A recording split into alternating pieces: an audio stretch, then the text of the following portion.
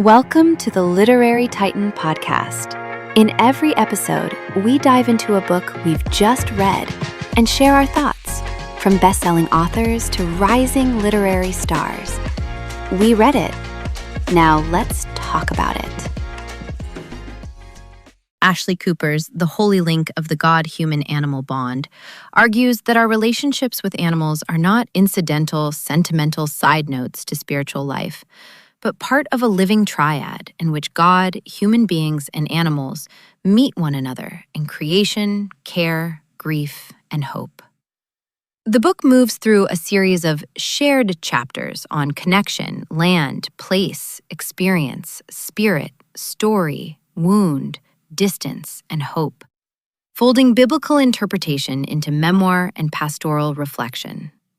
Cooper returns again and again to concrete scenes: Winston, the therapy donkey, softening a room full of mourners; Clover, teaching the hard limits of loving care; a sparrow in a grocery store parking lot; a service dog on a restaurant patio; even Harry the mouse in Kuwait. To insist that animals are not scenery in Christian theology, but neighbors in it. Cooper writes with the kind of attention that feels earned rather than performed, and that matters because this is a book that could easily have drifted into abstraction or piety. Instead, its best passages have weight and warmth. I kept responding to the way she lets theology rise out of lived encounters, rather than pinning it on top of them. Winston is not reduced to a symbol, even when he becomes one. Beau's slow, hard-won companionship carries real emotional force. The pages on grief, presence, and animal-assisted care have a genuine ache in them, and I found that ache persuasive. Even when I wasn't fully convinced by every theological extension, I trusted the heart behind it, because Cooper is clearly writing from love, loss, practice, and long attention. I also found the book intellectually interesting. Its central idea, that Christian thought has often cast too narrow a net and left animals outside its field of concern, is compelling, and the recurring image of refining that net gives the argument a useful shape.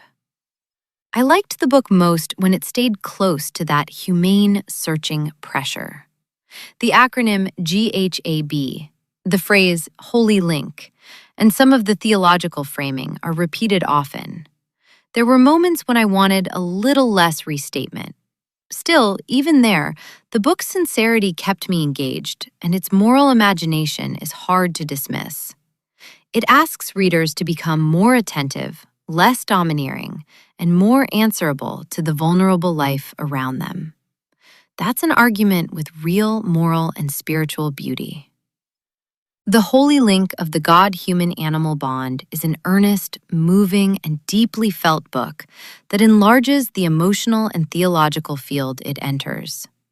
It's strongest when Cooper trusts the texture of her own stories and lets a donkey's breath, a dog's loyalty, or a tiny shared moment of creaturely need carry the meaning. I'd recommend it especially to Christian readers interested in theology, pastoral care, animals, ecology, and the spiritual meaning of ordinary companionship, but also to thoughtful animal lovers who want language for why those bonds can feel so mysteriously significant. It left me feeling gentler, more alert, and a little less willing to treat the living world as background. Thanks for joining us on the Literary Titan podcast. If today's review sparked your interest, be sure to pick up a copy of the book and experience it for yourself. If you enjoyed the episode, don't forget to subscribe, leave a rating, or share it with a fellow book lover. Until next time, keep reading, not just to escape, but to grow.